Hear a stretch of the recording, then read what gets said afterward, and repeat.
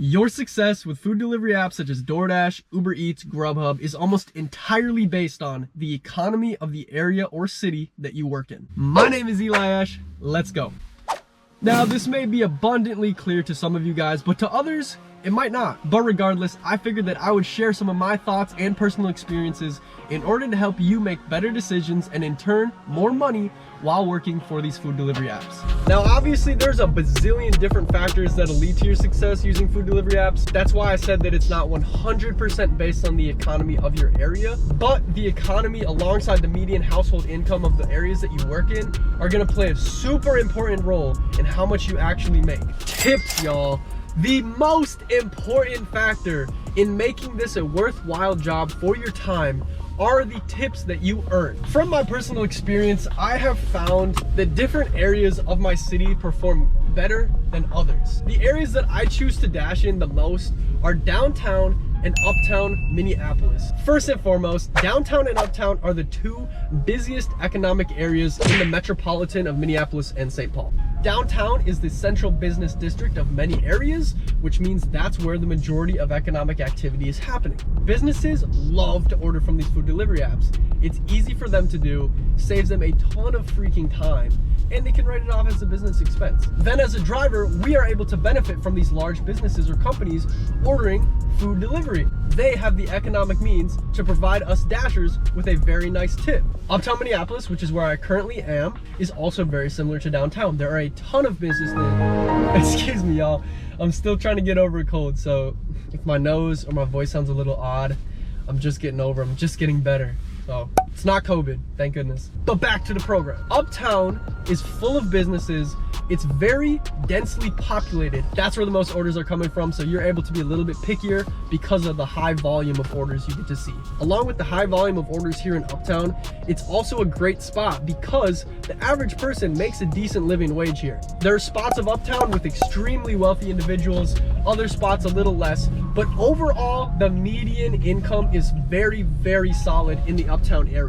And in turn, customers around here are able to provide me with a very solid tip on the majority of orders I deliver. Another area that I found to be super great to dash in are the first ring suburbs of my metropolitan area. Depending on your city, you might not have first ring suburbs, let alone any suburbs at all. But for me, I found a lot of success in these two suburbs called Edina and Roseville.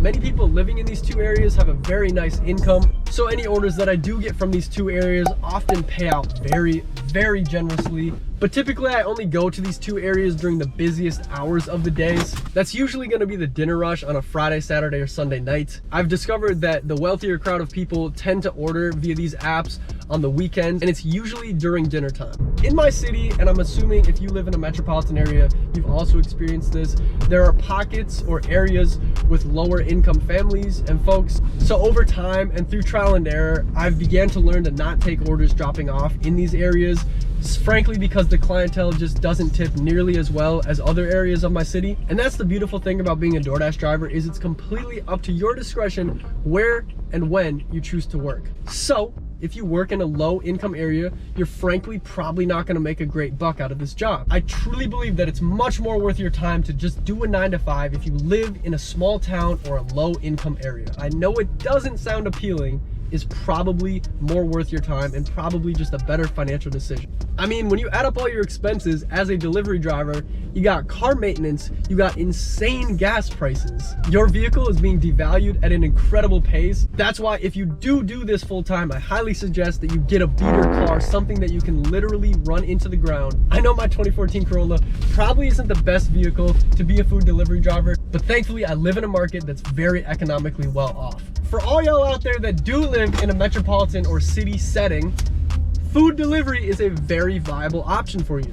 Why do you think I'm still doing it to this day? It is worth my time, but only during certain hours of the day. I try to only work the rush hours, lunch and dinner. 11 a.m. to 1:30 or 2 p.m. and 5 to 8:30 or 9. Do not get me wrong, y'all. There is money to be made out here. I completely understand your situations. If you happen to live in a low income area or small city, you're not gonna be able to make a living off this job. If you live in a large metro, New York City, Minneapolis, Atlanta, LA, there are so many areas of your city that you can work in. You gotta put in the time to search and find which are the most profitable areas in your city. Stay away from low income areas. Find your central business district. For me, it's downtown Minneapolis. Work the busiest hours of the day and you will do just fine. And I will see you in the next video. Deuces.